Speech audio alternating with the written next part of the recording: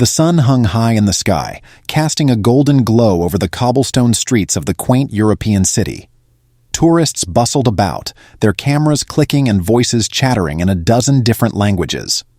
Among them was a man who stood out like a peacock in a flock of pigeons, Richard Kensington, a wealthy businessman known for his flamboyant style and even more flamboyant ego. Dressed in a tailored white suit and a Panama hat, he strutted through the square, his diamond-encrusted watch glinting in the sunlight. He was the kind of man who believed the world owed him something, and today, that belief would lead him to a moment he would never forget. Richard's destination was the Royal Palace, a majestic structure that had stood for centuries, its stone walls whispering tales of kings and queens. Outside the palace gates stood the Royal Guard, a stoic figure in a red tunic and bearskin hat, his face as expressionless as the statues that adorned the palace gardens. The guard's job was simple: stand still, protect the palace, and never, under any circumstances, break character. Tourists often gathered around him, snapping photos and marveling at his discipline. But Richard Kensington was no ordinary tourist. As Richard approached, he noticed the guard's unwavering stance. A mischievous grin spread across his face. He had always enjoyed testing boundaries, and the idea of breaking the guard's composure was too tempting to resist. He stepped closer, his shadow falling over the guard's polished boots. "Hey, you!" Richard called out, his voice dripping with arrogance. "What's it like being a statue all day? Do you even blink?"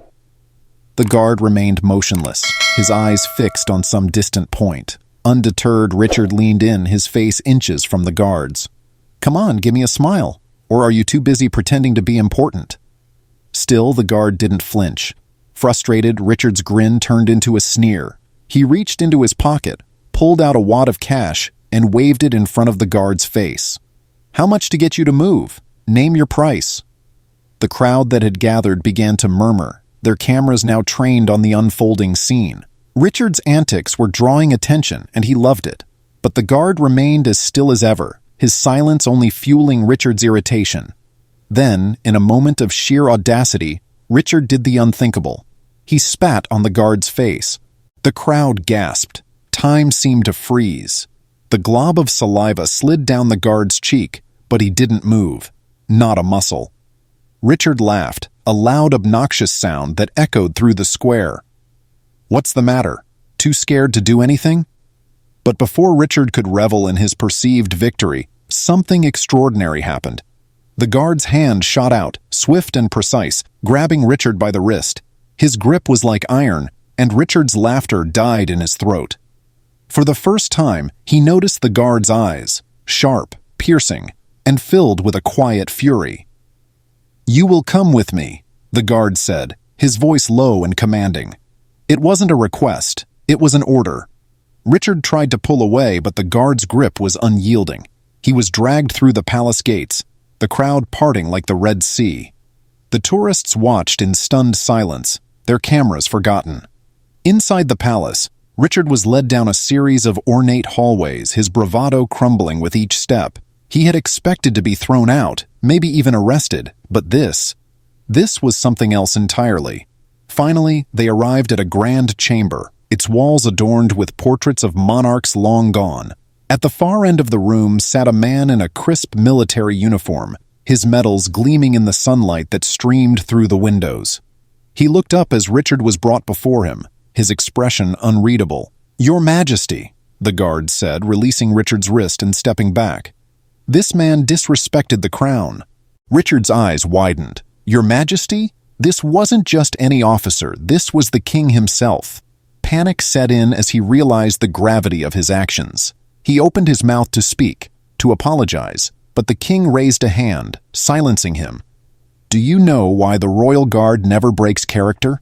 the king asked, his voice calm but laced with authority. "It is because they represent something greater than themselves. They are the embodiment of duty, honor, and tradition. And you, sir, have disrespected not just a man but everything he stands for." Richard swallowed hard, his mind racing. He had always thought himself above the rules, but now, faced with the weight of his actions, he felt small. The king stood, his presence commanding the room. You will apologize to the guard, and then you will spend the next week serving alongside him, learning what it means to truly serve. Richard's protests died on his lips. He had no choice.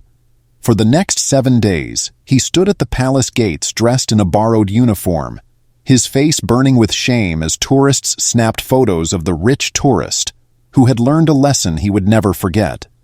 And as he stood there, motionless under the watchful eye of the guard he had once mocked, Richard Kensington began to understand the true meaning of respect. The sun set on the final day, casting long shadows across the square. Richard removed his uniform, handed it back to the guard, and offered a genuine apology. The guard nodded, his expression as stoic as ever, but there was a flicker of something in his eyes, perhaps respect, perhaps forgiveness. As Richard walked away, his Panama hat in hand, he couldn't help but glance back at the palace. The guard was back at his post, standing tall and unwavering, a symbol of everything Richard had once taken for granted. And for the first time in his life, Richard Kensington felt a sense of humility, a feeling he would carry with him long after the sun had set on his unforgettable week. As Richard walked away from the palace, the weight of his experience settled heavily on his shoulders. The bustling square, once a playground for his arrogance, now felt different. The laughter of children, the chatter of tourists, and even the distant toll of the cathedral bells seemed to carry a new meaning. He had been humbled, not just by the king's decree, but by the quiet dignity of the guard he had once mocked. For 7 days, Richard had stood in the guard's shoes. Literally, he had felt the strain of holding a perfect posture for hours, the sting of the sun on his face, and the relentless ache in his legs. But more than that, he had felt the weight of the guard's duty.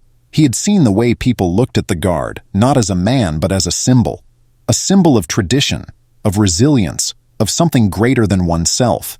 And in those moments, Richard had begun to understand what it meant to serve. As he wandered through the city, his mind replayed the events of the past week. He remembered the guard's unwavering patience, the way he had endured Richard's taunts without a flicker of emotion. He remembered the king's words, sharp and cutting, yet filled with a quiet wisdom. And he remembered the moment he had apologized, not out of fear, but out of genuine remorse. It had been a humbling experience, one that had stripped away his arrogance and left him raw. Richard found himself at a small cafe overlooking the square. He ordered a coffee and sat at a table, his eyes drifting to the palace gates in the distance. The guard was still there, standing tall and motionless, a sentinel against the passage of time. Richard watched him for a long moment, a strange mix of respect and gratitude swelling in his chest.